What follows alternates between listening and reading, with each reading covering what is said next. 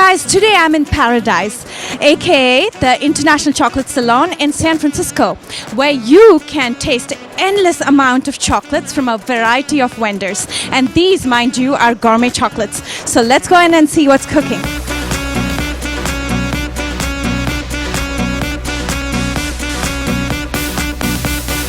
Hi Chef, tell us about your chocolates here. Hi, Gary. Sorry. So it's a collaboration, Fabrizio Galla and Gary Rulli. We started this chocolate company called FGR, which is our initials, and we do Italian-style chocolates, dragées, torroni, toffee, chocolate bars, and it's actually the first event is today, so we're kind of launching our company today. So here we have blueberries. This is our dragée line. So we have dried blueberries, Tanzanian pea berry coffee, California pistachios, Spanish peanuts. We have California mission almonds, caramelized Piemontese hazelnuts. These are called drunken raisins, which are California golden raisins soaked in vanilla liqueur. We have Sicilian oranges. Can I try the drunken raisins, please? So, Sure. Can I see your ID? Sure. There you go. The drunken raisins. Fantastic.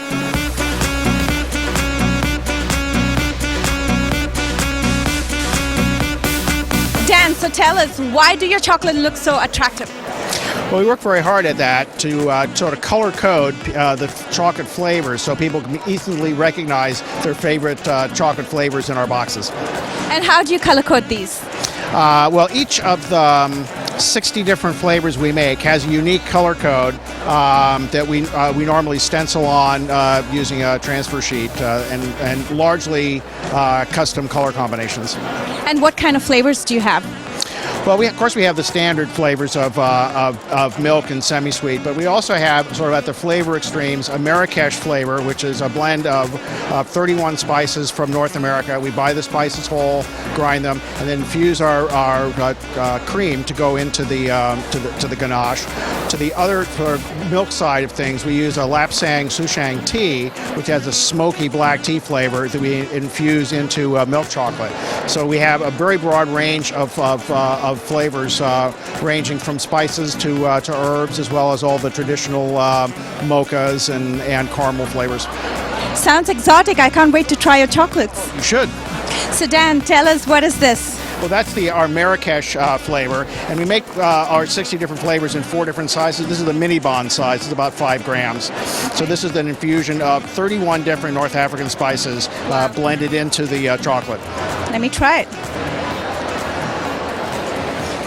So you should have sort of an Really explosion of flavor in the front of your mouth and then the mid palate, and then at the end there'll be a little bit of heat. Yes, I can feel the spice. Really good. Thank Enjoy. you. Yes, Okay. thank you. You're very welcome.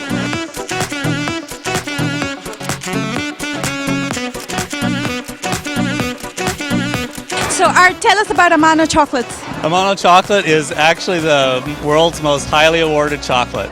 We usually do really well in the European competitions. We import the world's highest and most highly sought after, highest quality, most valued cocoa from all over the world. And where do you import the cocoa from? We get our cocoa from Venezuela, Ecuador, Dominican Republic, Madagascar, Papua New Guinea, all these really great exotic places that I get to go to. And are they infused with anything, or is it just cocoa? It's just the cocoa, but every bar is completely and totally different because the cocoa from every area has its own unique flavor characteristics. And where are you based off? We're just south of Salt Lake City, about 45 minutes south. And have you come here before? Is it your first time? We've been coming to the San Francisco Chocolate Salon pretty much almost since the very beginning, and we wouldn't miss it for the world. So can I safely say it's your 7th year? It absolutely is. Well, good luck with everything. Okay, thank you very much.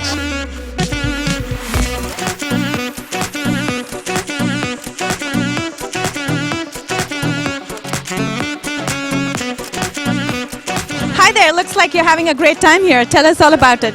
It's great. There's a lot of good chocolates to taste, a lot of vendors. Great day to be out. Just, yeah, a lot of good gifts if you know anyone having a birthday. Is this your first time or have you been here before? For the Vintners Festival, but not chocolate. First time for chocolates. And what do you like most about this festival here? Just the chance to taste everything. Okay. And you get a nice discount from a lot of the vendors too. Plus, good to be here. Bring your friends.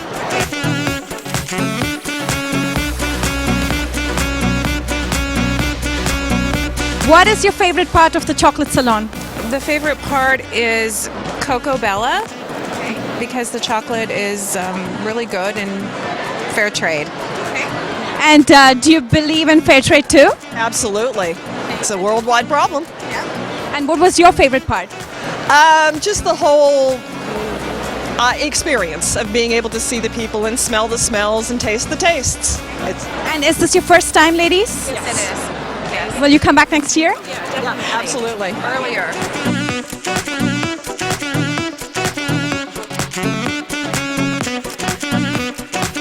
How's it going, guys? Very good. What is it that you like most about the salon? It's like so many chocolate here and like different flavors, so we can know more shop in San Francisco. Okay. Yeah. Yeah, I just accompany my girlfriend. I don't very like chocolate before we were together, but after that, I love chocolate. Okay, that's wonderful. Thank you. Okay, this place has the best chocolates and the best wine. If you are a foodie or a wine lover, I would definitely recommend this place. I hope you had as much fun as I did. You're watching America's first South Asian TV talk show. Don't go away. Women Now will be right back.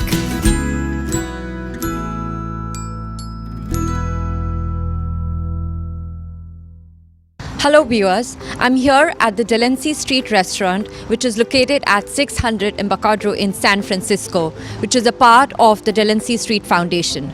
It is a non-profit organization that helps residential rehabilitation and vocational training to the convicted criminals and substance abusers.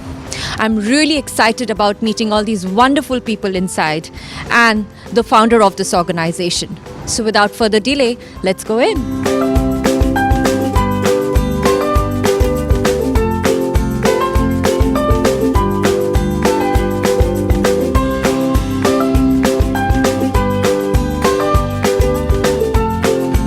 I'm honored to have Dr. Mimi Silbert, President and CEO of the Delancey Street Foundation. It is a non-profit organization that has helped thousands of convicted criminals and substance abusers to become a productive part of the society. Dr. Silbert has gained both national and international recognition for her achievements at Delancey Street, demonstrating her belief that people who are the problem can themselves be the solution. Mimi Silbert, welcome to our show. Thank you so much. I'm delighted to be here, and I love talking about Delancey Street, so let's go. The Delancey Street model is a very, very unique model. There is no cost to the residents and zero government funding. Exactly. Can you please explain this model to us? Yes, it's a model that to me makes total sense. If you grow up and you're an underclass person, meaning you're poor for a long period of time, and you can't seem to get yourself up, what happens to you is the government gives you things and they don't work. You get welfare, it's not enough, and they take it away, they put you in prison. Everybody is giving you something, and you, on the other hand, are not asked. Society doesn't need you. You're just hanging there. And I was a therapist, and I was leaving the prison one day, and someone said to me, "God, you were so helpful." And I said, "Oh, what a good girl Mimi is." And it dawned on me that everybody should be the giver. No one should only receive. And that's why Delancey Street's set up that way. It has no staff. Each person teaches another. So if you read at the 8th grade level, you're tutoring someone at the 6th grade level. And they're tutoring someone at the 4th grade level. And all the way down to saying B is B. And we have a restaurant job, which I hope I can take you in the back and you can see. They start out washing the dishes, then the prep cooks teach the dishwashers how to do things, prepping, and then the line teaches the prep cooks how. And it's what makes people believe, one, they own the place, two, that they don't always focus on their problems. Everyone wants to focus on their problems. And yes, they have a lot of problems, but they have strengths. They have incredible strengths. And the idea is to find those strengths and teach them to somebody.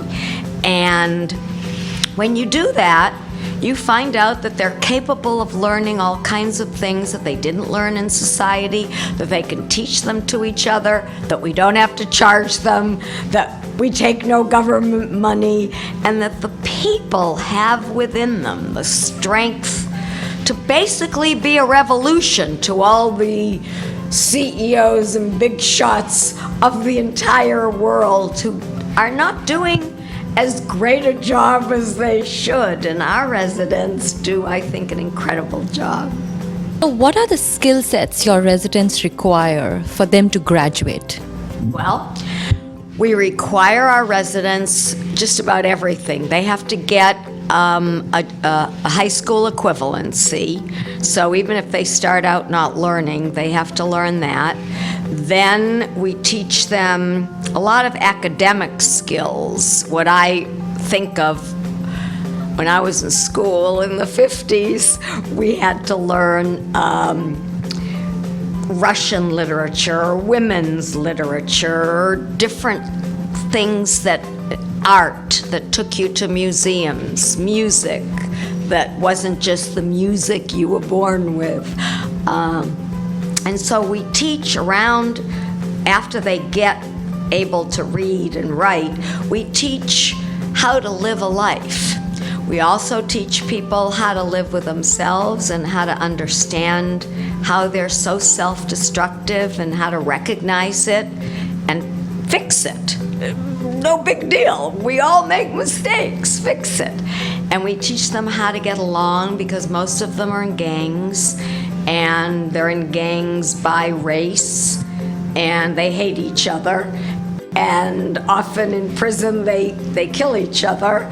And here they live in integrated dorms, and we teach them how to get along with people who aren't like you. And we teach them regular go out and earn a living skills. And we have, you have to have something that's either like automotive, moving, something that tests your physical skills. We have something that's like a retail thing. You can be a waiter in the restaurant. We have Christmas trees. You can sell Christmas trees. You have to know how to deal with people who our people call straight people, really, really good people. And computer skills. Our finance and a number of other departments have computers in them. And we like them to get a little bit of each of those and then go back and major in what they're good at. So in order to get out of here, much better than Harvard, which I talk about all the time, you don't just get an academic skill. And I say all the time, they go for the top 1%. We go for the bottom 1%. They teach a lot of academic skills. We teach a lot of academic skills, but we teach vocation, and we teach people how to get along with people who aren't like them. And as I always say, we have a better football team. You're watching America's first South Asian TV talk show. Don't go away. Women Now will be right back.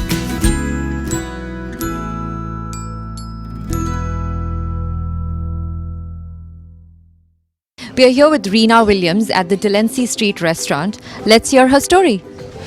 Hi, well, let's just make it in short. I grew up in a home with my grandparents. My mother passed away when I was very young, and it was a home full of drug addicts. And pretty much I never had to go to school. I never had any kind of structure. By the time I was 15, I left home with a man that was very much older than me, and he was very abusive, and I was in the relationship for 7 years.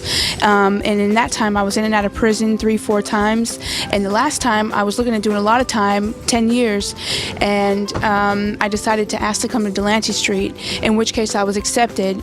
And I've been here for 7 years now, and I've worked in accounting for the 6 years, and I've been the maitre d' in front of this restaurant for 5.5, almost 5.5 years, yes. And I'm kind of like a mentor / older sister to the brand new women that come in the house, and which is the best part about Delancey Street for me. But the most thing that's valuable to me is that I learned family traditions, values, how to be honest and dependable, and responsible. And if I wouldn't have been able to if I wouldn't have been given the chance to come to Delancey Street, I wouldn't be the person I am today, and I just have Mimi Silbert to thank for that. That's incredible. Now, how have you changed as a person ever since you came to Delancey Street? Well, one, I had no morals, I had no values, I had no trust, I had no education. I didn't care about anybody but myself, and I didn't do a very good job at that. But I have morals now, and I have values, and I have family that I've built in Delancey Street, and friendships, and I have an education. I'm currently enrolled in Hill College, and I'm going to be eventually, hopefully one day, a registered nurse. I've gotten all kinds of work skills, because the longer you're here, the more jobs you do, and I'm responsible now. I have goals and things I want to live, and I want to do things, and I want to help people. It's just so I could just go on and on and on about this, but that's the basics. And what is that you like the most working at the Delancey Street restaurant? The best thing I like, the best thing I love about being here and working in Delancey Street is helping people, the brand new women that come off the street that were just like me. I could share my experience. I get to be with them from the beginning to the end, hopefully. See them all the way through, watch them grow, watch them become responsible, strong women. We are here with Rebecca Jackson. So Rebecca, tell us, how did you end up at the Delancey Street restaurant? Well, at a very early age, I started using drugs, perhaps 16 years old, and it started a whole life for me. I ended up going to jail the first time. I was only 18, and I spent about 20 years going in and out of jail and prison, and I didn't know how to live my life or how to be a person, and I heard about coming to Delancey Street as a way to maybe change my life. So I got an interview, told my life story, and Delancey Street gave me the chance to come here, become a resident, and learn how to be a different person. So I'm great that worked for you. Now, Rebecca, tell us, how have you changed as a person ever since you came to Delancey Street? I think most importantly, I've learned how to care about other people.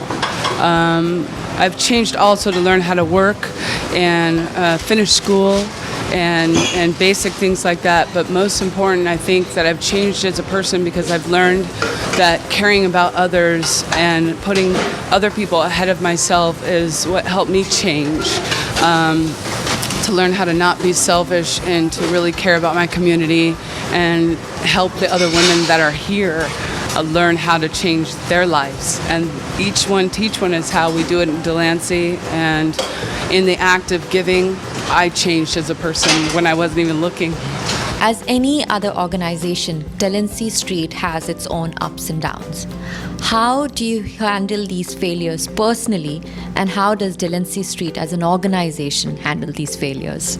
Well, the biggest thing about us is the fact that we can fix things. So, for example, we built this building. If you can take a picture of it as you go as a backdrop, all of our residents built it. None of them knew how. 8 times we took the walls down and we had to put them back up. And that's true with everything we do.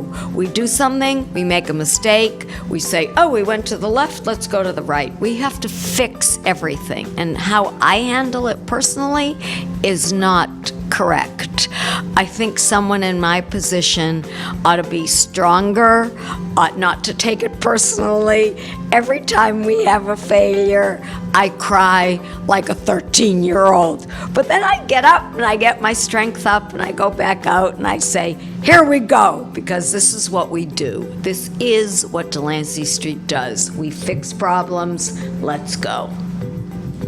You've got the Mahatma Gandhi Award. Tell us about it. Oh, God, it was absolutely incredible to me because, you know, we're nonviolent here, and I don't know if I mentioned that because our people have been very violent. And we did, for example, we did security for Jane Fonda and Cesar Chavez. But even if someone hits them, our people aren't allowed to hit back.